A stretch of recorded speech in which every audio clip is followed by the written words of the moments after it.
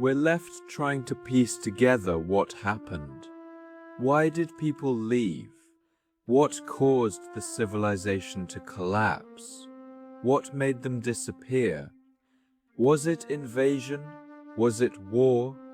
Or was it something else? Something natural? Something environmental? Something that forced a rational decision to abandon the city and start over elsewhere? In Cahokia, there are different classes of people. You can tell from the burials. Some burials are elaborate, surrounded by luxury goods, shell jewelry from the Gulf Coast, copper from the Great Lakes, obsidian from the Rocky Mountains, goods that traveled thousands of miles. Shells from the Gulf traveled north, copper from the Great Lakes traveled south, obsidian from the Rocky Mountains traveled east, all meeting in Cahokia.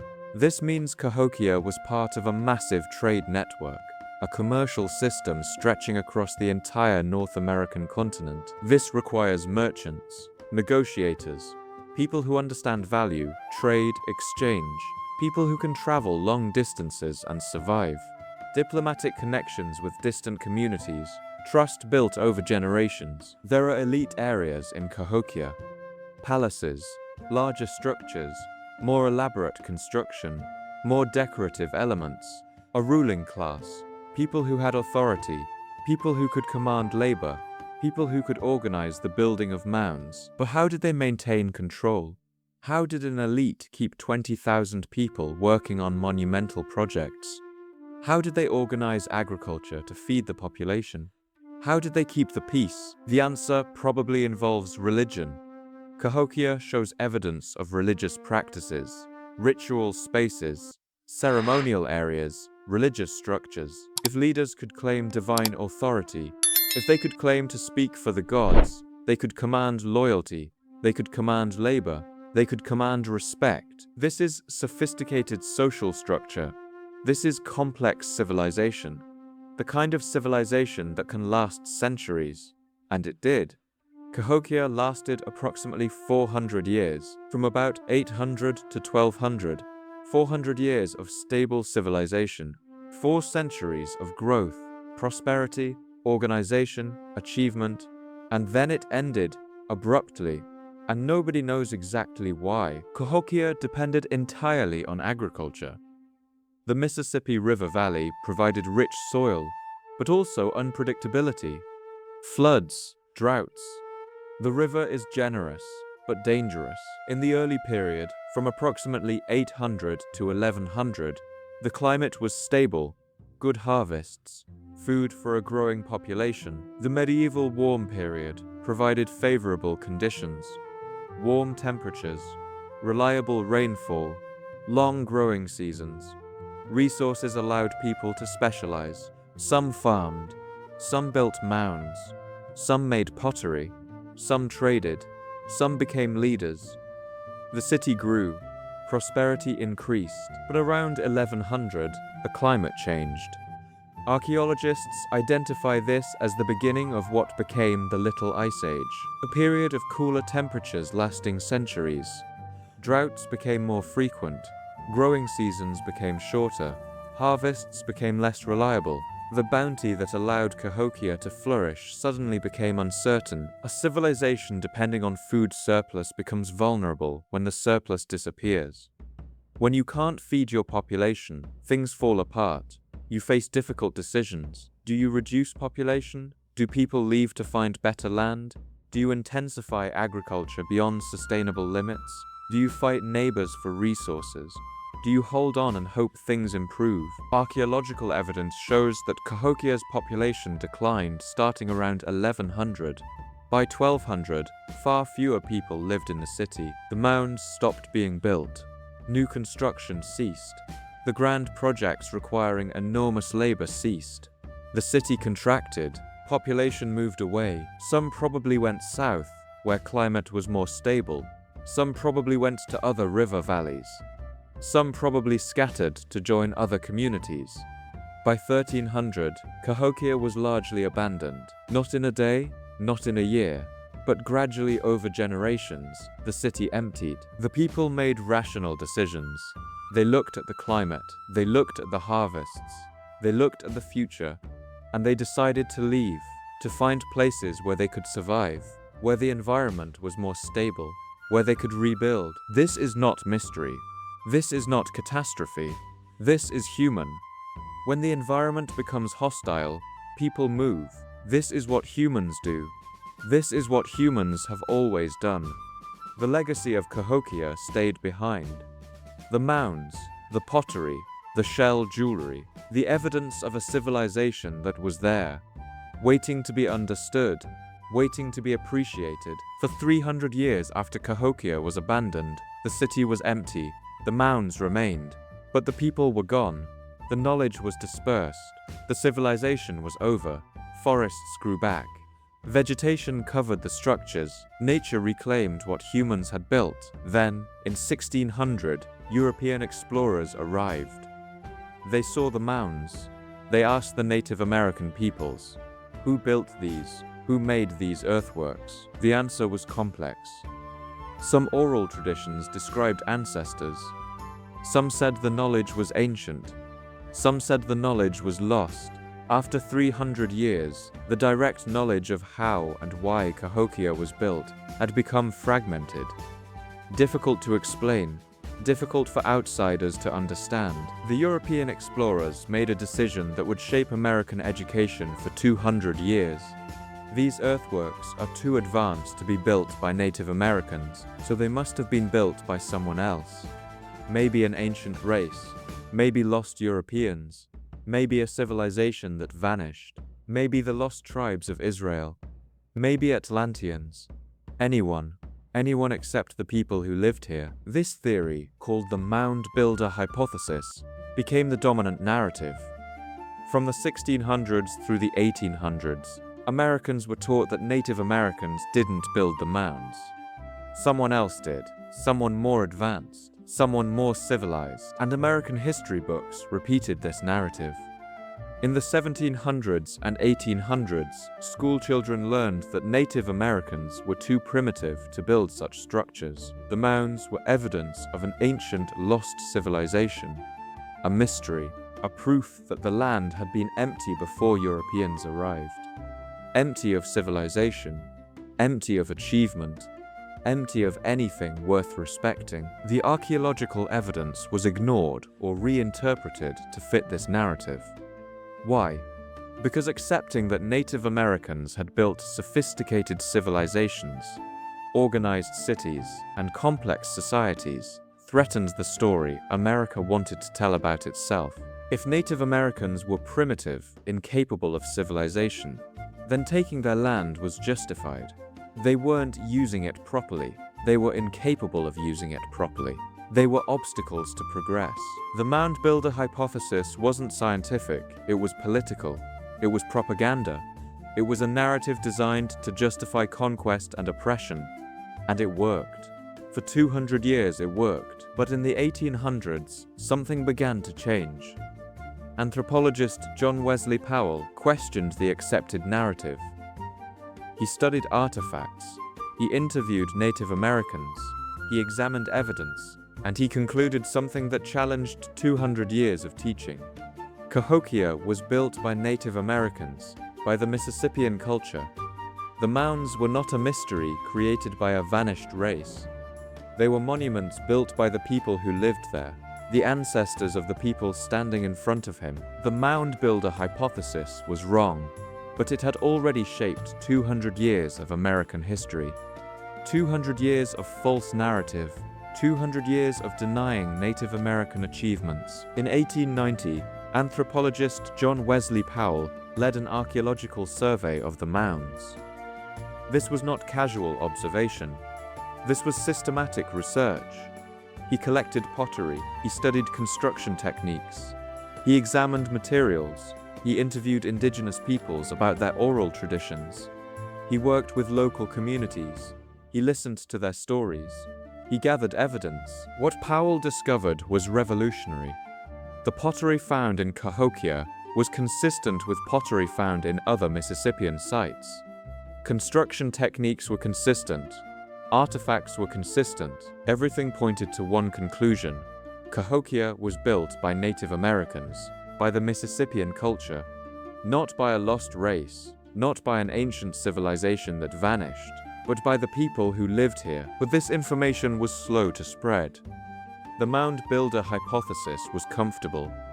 It explained the mounds without crediting Native Americans, getting people to accept that Native Americans had built Cahokia meant challenging centuries of assumption. It meant admitting the narrative had been wrong. It meant reconsidering what Native Americans were capable of. It meant questioning the justification for taking their land. Even as archaeological evidence accumulated, the narrative persisted. Well into the 20th century, many Americans still didn't know that Native Americans built the mounds. Schools still taught the old story. Textbooks still said it was a mystery. American history books still presented the mound builder hypothesis as viable, still questioned whether Native Americans could have built something so sophisticated. It wasn't until the 1960s and 1970s that systematic archaeological study really accelerated. New technologies, carbon dating, stratigraphic analysis, better excavation techniques. Cahokia Mounds became a major archaeological site. Universities established research programs. Archaeologists from around the world came to study it. Systematic excavation began. Understanding of the city improved dramatically. New discoveries were made every year. The truth finally became undeniable. Cahokia was a Native American civilization. The Mississippian culture built it. It was sophisticated, it was organized, it was civilization at the highest level. It was human achievement comparable to the greatest achievements anywhere in the world at that time. The implications were huge. If Native Americans built Cahokia, then they built other cities too. They had knowledge, they had technology, they had organization, they had administrative systems, they had trade networks, they had achieved civilization. The narrative that said Native Americans were primitive, that they needed to be civilized by Europeans, that they were incapable of creating complex societies, was false. Demonstrably false, provably false. The mounds were not a mystery to be solved. They were evidence of achievement to be celebrated. They were proof of human capability. They were monuments to what humans can accomplish when they work together, when they have vision, when they believe in something greater than themselves. But even today, how many Americans know about Cahokia? How many people know that the largest city north of Mexico in 1050 was built by Native Americans? How many know that Monk's Mound exists in Illinois, that it's 100 feet tall, that it was built entirely by human labor moving earth? How many know it represents 400 million baskets of earth moved by hand? The rediscovery of Cahokia is happening now, in real time. As archaeologists continue to study the site, as new evidence emerges, as the story gets told and retold. But it's slow, it's incomplete. The years of silence, of false narrative, of denial, have done their damage. A civilization disappeared from history. Now it's reappearing, and we're watching it happen. Today, Cahokia Mounds is a UNESCO World Heritage Site. UNESCO, say it, UNESCO. Recognized as a site of global significance, a place of importance to human civilization. Scientists come from around the world to study it. Archaeologists collaborating, sharing research, understanding the site more completely every year. The mounds still stand. Monk's Mound still rises 100 feet. Other mounds still visible. Evidence of the city still there, waiting to be understood, waiting to be appreciated. What we know today, Cahokia was a planned city, organized by people who understood architecture, engineering, urban design. Mounds were built for specific purposes. Plazas served specific functions. Society had structure, hierarchy, specialization. It was civilization, sophisticated, one that thrived 400 years, one that adapted to its environment, one that created complex society, one that achieved things without technologies Europe had, without metal tools, without the wheel, without written language, without horses, and yet it achieved monumentally. And it was built by people who lived in North America, by ancestors of modern Native Americans, by people whose knowledge and achievements were then forgotten, denied, and erased from history for 300 years. The story of Cahokia is a story about how civilizations can disappear, not destroyed by invaders, not conquered, but because climate changes, because environment becomes hostile, because people make rational decisions to leave and start over. But it's also a story about how history can erase a people, how false narratives persist for 200 years, how achievements can be forgotten, how the people who built something remarkable can be told they didn't actually build it, that someone else must have, because the people there were too primitive. Cahokia teaches us that civilizations are fragile, that knowledge is fragile, that the story of the world is not fixed. It can be rewritten, it can be discovered again, it can be reclaimed. And if this has moved you, if this has made you think differently about what Native Americans achieved, if this has made you curious about the true story of this continent, I want you to know something important. You don't have to watch these videos in order, but I hope you will, because each story builds on the last. Each civilization teaches us something different about human achievement, about what's possible, about what was erased. If you want to explore these stories with me, if you want to understand the world the way it actually was, I'd love for you to join me here on this channel. There's much more to discover. I'd especially love for you to watch the first video I made for this channel. It's about a city called Timbuktu, a city in Mali, a city that held 700,000 manuscripts, a city that was more advanced than anywhere in Europe, a city that Europe completely erased from history. It's the story that started all of this, the story that made me realize how much we've forgotten, how much we've been taught wrong. If Cahokia moved you, Timbuktu will shatter what you think you know about the world. Thank you for watching. I hope you'll stay with me. I hope you'll go back and watch the first story. And I hope you'll come back for the next one. Same commitment to the truth. Same commitment to the stories that history tried to erase. I'll see you next time. Imagine it's the year 1050, not 1950, 1050. 970 years ago right now, in what is now Illinois, in the middle of North America, in the heart of a continent that Europe doesn't even know exists yet, a city rises from the landscape. This city is larger than London, larger than Paris, larger than most European cities at this exact moment in time. In 1050, London had approximately 10,000 people. Paris perhaps 12,000. Cahokia, estimates suggest between 15,000 and 20,000 people, making it substantially larger, the largest city north of Mexico, the most sophisticated urban center in North America, a city that thrived while medieval Europe struggled. And in Europe, nobody knew it was there. Nobody knew that across the Atlantic, a civilization was building something remarkable. This is the story of Cahokia. A story about how civilizations disappear, how knowledge gets lost, and how America forgot one of its greatest achievements. Let me ask you something.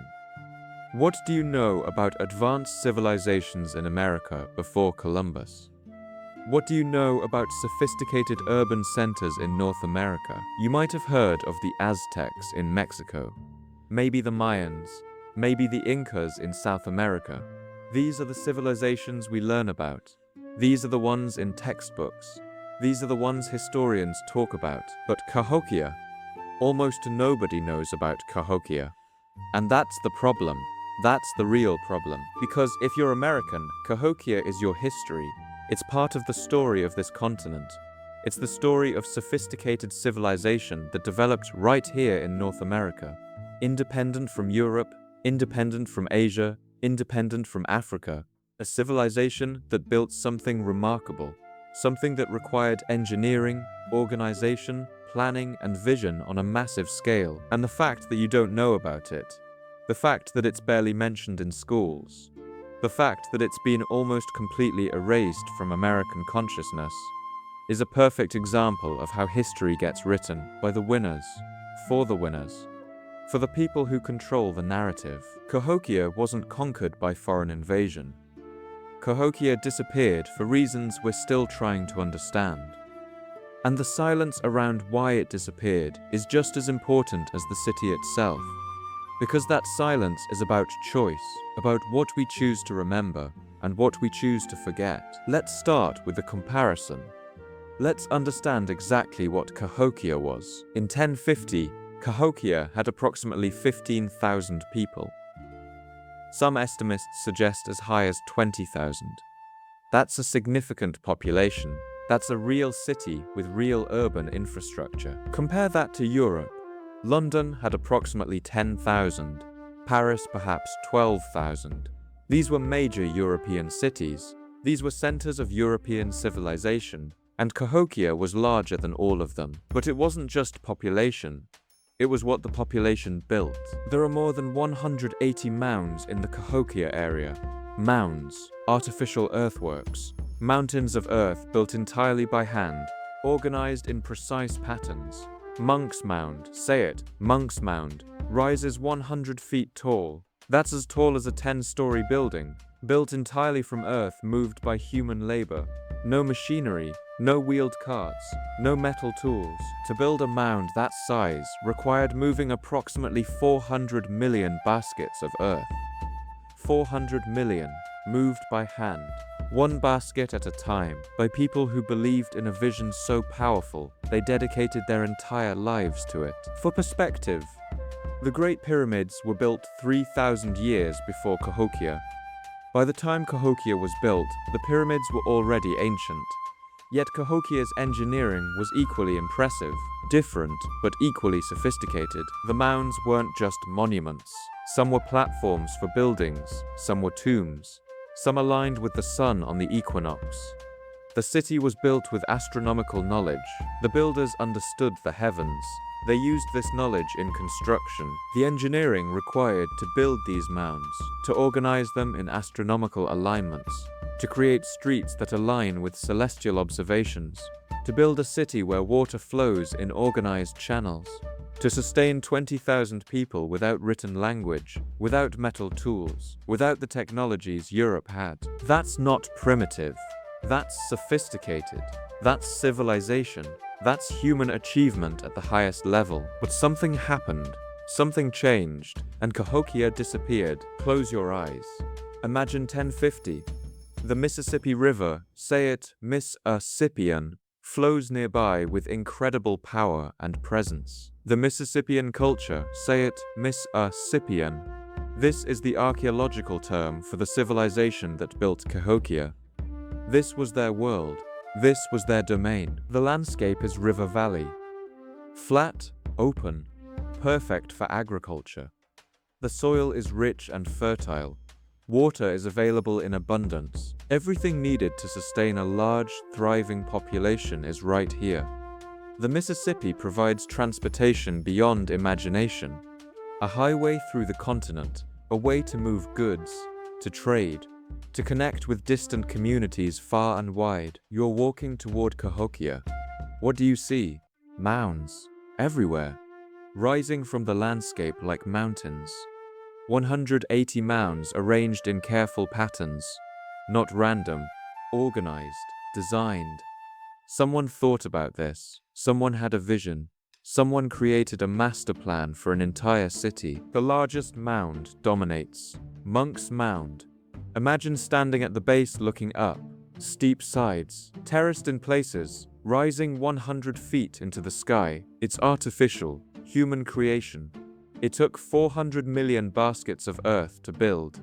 400 million. Moved by hand. The mounds aren't just monuments. They serve purposes. Some are platforms for buildings. Some are tombs. Some align with the sun on the equinox. The city is built with astronomical knowledge. The builders understood the heavens. This is not accident. This is architecture. This is engineering. This is vision made physical. This is planning on a scale requiring extensive knowledge and coordination.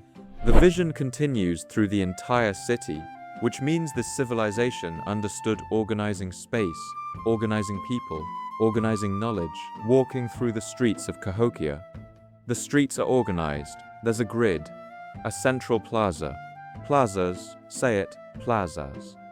Public spaces where people gathered, ceremonies happened, trade happened, knowledge was shared. The buildings are arranged around these plazas. We know this from archaeological evidence, post-molds in the earth. Where poles rotted away, we still see the holes where they stood. Someone was planning the layout, measuring distances, creating symmetry, creating order. There are neighborhoods within Cahokia. Different areas served different purposes. Residential areas where families lived. Craft areas where artisans made pottery, tools, jewelry. Manufacturing areas where goods were produced. Trade areas where merchants sold wares. Agricultural areas. This is urban planning. Sophisticated city organization. This organization requires complex social structure. Government coordinating labor, systems of law, ways to distribute resources fairly, a hierarchy of leadership, chiefs and sub-chiefs, administrators, a culture of cooperation. There are neighborhoods for elite people, larger houses, more elaborate structures, more luxury goods, and neighborhoods for common people, smaller dwellings, different status, social hierarchy, class distinction, organized society with structure. Yet when you walk through Cahokia today, you see ruins, mounds, evidence of a city that was there. But the city itself is gone. The people are gone. The knowledge of how to maintain such a city is gone.